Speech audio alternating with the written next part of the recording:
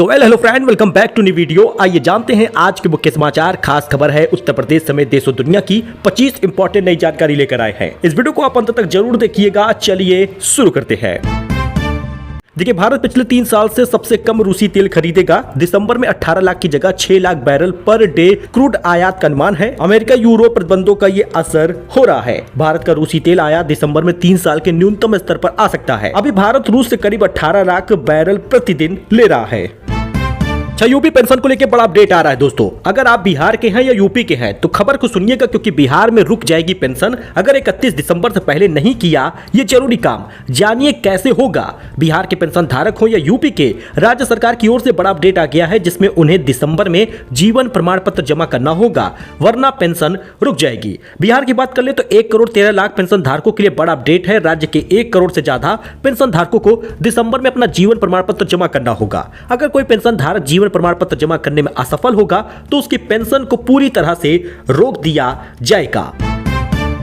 अच्छा, यूपी के सुल्तानपुर जिले में 15,000 बुजुर्गों को पेंशन का इंतजार है। धन के अभाव में अभी भी इंतजार ही कर रहे हैं। सुल्तानपुर में वृद्धावस्था पेंशन योजना में धन की कमी आ गई है। 15,000 नए आवेदकों का पात्रता जांच के बाद पेंशन नहीं मिल पाई। वर्तमान में 1,28,000 लोगों को पेंशन मिल रही है, लेकिन नए लाभार्थियों को सहायता के लिए कार्यालय के चक्कर लगाने पड़ रहे हैं। और यही हाल यूपी के सभी जिलों का है। कहीं न कहीं पर बहुत सारे पेंशन धारक इसी प्रकार से परेशान हैं। लेकिन दोस्तों, 15 दिसंबर तक अक्टूबर, नवंबर, दिसंबर का कुल 3,000 रुपए वृद्धजनों को, दिव्यांगों को, निराश्रित महिलाओं को मिलने वाला है। मतलब 15 दिसंबर तक तो वृद्धजनों को पेंशन मिल ही जाएगा। बाकी निराश्रित दिव्यांग वाला पेंशन थोड़ी जल्दी आता है। पीएफएमएस पे जैसे ही अपलोड होगा उसकी जानकारी दी जाएगी। और नए साल पे सबसे बड़ा तोहफा यह है कि पेंशन धारकों का पेंशन 4500 होगा। अच्छा, नैनो बनाना प्रो एक नया एआई अपडेट है। अब फर्जी आधार और पैन कार्ड उससे बन जा रहे हैं। फोटो, नाम और डिटेल डालकर रियल जैसे बन जाते हैं डॉक्यूमेंट्स। गूगल की सेफ्टी गाइडलाइन पर सवाल उठ रहा है। गूगल का नया एआई मॉडल नैनो बनाना प्रो तेजी से पॉपुलर हो रहा है, लेकिन इससे अब फर्जी आधार और पैन कार्ड भी जनरेट हो रहे हैं। मीडिया रिपोर्ट मुताबिक ये बात सामने आई है कि ये मॉडल यूजर के प्रॉम्प्ट पर बिना किसी चेतावनी के रियलिस्टिक लुकिंग डॉक्यूमेंट बना देते हैं। इसमें यूजर की फोटो, फर्जी नाम, आईडी नंबर सब कुछ रियल आईडी की तरह ऐड हो जाता है। यह प्राइवेसी और फ्रॉड का सबसे बड़ा खतरा पैदा हो गया है। सोशल मीडिया पर नैनो बनाना प्रो पॉपुलर भी हो गया है, क्योंकि ये स्टाइलिश प्रो ट्रस्ट बना सकता है। लेकिन प्रॉब्लम यह है कि ये सेंसिटिव कंटेंट पर कोई सेफ्टी चेक नहीं कर रहा। प्रॉम्प्ट में फर्जी आधार और पैन कार्ड भी बन जा रहे। इसका विजुअल स्क्रीन पर आप दोस्तों देख ही सकते हैं। आगरा में कैब ड्राइवर से लोगों ने कहा कि जय श्री राम बोलो। बुजुर्ग ने मना किया तो बोले 3 दिन बाद बोलेगा। दोस्तों, आगरा में मुस्लिम कैब ड्राइवर से जय श्री राम बोलने को कहा गया। इस पर कैब ड्राइवर ने जवाब दिया, क्यों बोलूं, आज कोई स्पेशल दिन है। तब वीडियो बनाने वाले शख्स ने कहा 3 दिन में बोलेगा जय श्री राम। तो ये आगरा से बड़ी खबर है, आगरा की जानकारी है। वैसे आपको बता दें, किसी को आप जय श्री राम बोलने के लिए बाध्य नहीं कर सकते। जबरदस्ती किसी से नहीं बुलवाया जा सकता। सबका अपना अपना एक राइट होता है। तो ऐसे में ये वीडियो जब से सामने आया है, लोग उन को लताड़ रहे हैं जो जबरदस्ती जय श्री राम बुलवा रहे थे। इस पर आपका क्या कहना है, कमेंट करिएगा। लखनऊ में हाउस टैक्स बकाया होने पर 8 दुकानें सील हो गई। 30 लाख रुपए से अधिक का बकाया है। नगर निगम ने एक्शन लिया है। इसका विजुअल आप देख सकते हैं। वहीं पश्चिम बंगाल में बाबरी मस्जिद शिलान्यास के पोस्टर लगे हैं। टीएमसी विधायक बोले 6 दिसंबर को नींव रखेंगे। अयोध्या में इसी दिन ढहाया गया था विवादित ढांचा। चीन बोला अरुणाचल प्रदेश हमारा है, इस पर भारत का अवैध कब्जा है, हम इसे मान्यता नहीं देते। भारत बोला अरुणाचल हमारा अभिन्न हिस्सा है, सच्चाई बदल नहीं सकती। जी हाँ दोस्तों, भारत और चीन में अरुणाचल प्रदेश को लेकर एक युद्ध तो हो ही जाएगा, क्योंकि जिस प्रकार से बयान आ रहे हैं वैसे में तो बड़ा खतरा सामने आया है। चीन ने एक बार फिर से अरुणाचल प्रदेश को अपना हिस्सा बताया है और चीनी विदेश मंत्रालय के प्रवक्ता माओ निंग ने कहा अरुणाचल प्रदेश हमारा हिस्सा है, जिसको वो जांगनान नाम से बुलाते हैं। T20 वर्ल्ड कप में इंडिया वर्सेस पाकिस्तान का मुकाबला 15 फरवरी को होगा। भारत श्रीलंका के 8 वेन्यू पर 29 दिन में 55 मैच होंगे। हर मैच का शेड्यूल यहां पर देख सकते हैं, क्योंकि T20 वर्ल्ड कप 2026 का शेड्यूल आ गया है। हाँ दोस्तों, T20 वर्ल्ड कप जो सबसे ज्यादा इंपॉर्टेंट है भारतीय के लिए, क्योंकि भारत अब इसको डिफेंड करेगा, इस ट्रॉफी को। भारत और पाकिस्तान के बीच ग्रुप स्टेज का मुकाबला 15 फरवरी को कोलंबो में होगा। टूर्नामेंट भारत और श्रीलंका में 7 शहरों के 8 वेन्यू पर खेला जाएगा। 29 दिन में 55 मैच होंगे। T20 वर्ल्ड कप 2026 में भारत के जो ग्रुप मैच है उसको देख लीजिए। 7 फरवरी को यूएसए से होगा मुंबई में, 12 फरवरी को नामीबिया से मैच होगा दिल्ली में, 15 फरवरी को पाकिस्तान से मुकाबला है कोलंबो में, 18 फरवरी को नीदरलैंड से मुकाबला होगा अहमदाबाद में। बाकी आप स्क्रीन पर देख सकते हैं पूरा शेड्यूल। कुल मिलाकर भारत के लिए बेहद इंपॉर्टेंट मैच होगा। Group A, group B, group C और ग्रुप डी को आप देख सकते हैं। क्वालिफाई करने वाली टीम जो है वो आप देख सकते हैं कैसे क्वालिफाई होता है। जो होस्ट है वो तो क्वालिफाई ऑलरेडी पहले से हो जाएगा, बाकी सारी टीमें किस प्रकार से क्वालिफाई हैं आप देख सकते हैं। साउथ अफ्रीकी कोच बोले चाहता था कि भारत घुटनों पर रेंगे। गुवाहाटी टेस्ट के चौथे दिन ये बयान दिया है। भारत के खिलाफ क्लीन स्वीप के करीब है ये टीम। जी हां दोस्तों, साउथ अफ्रीका के कोच का विवादित बयान आया है भारत के खिलाफ। ने कहा, मैं चाहता था कि हमारे लड़के भारत को घुटनों पर रेंगने को मजबूर करते। यह बयान भारत के खिलाफ ऐतिहासिक सीरीज जीत के करीब पहुंच चुकी साउथ अफ्रीका के क्रिकेट टीम के कोच शुक्री कोनराड ने दिया है।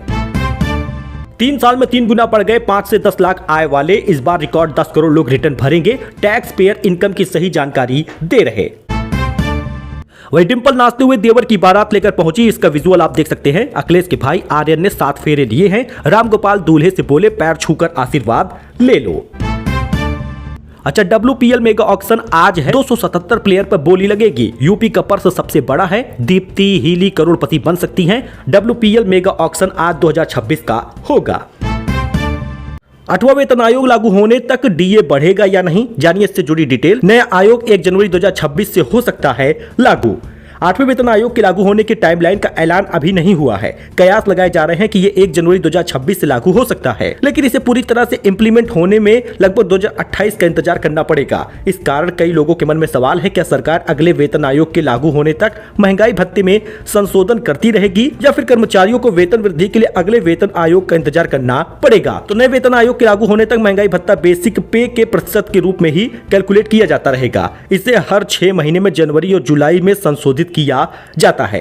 यानी 8वें वेतन आयोग के लागू होने तक महंगाई भत्ता मिलता रहेगा। आयोग आने पर मौजूदा डीए को बेसिक पे में मर्ज कर दिया जाएगा। यानी अभी जो 58% डीए मिल रहा है वो 0 हो जाएगा।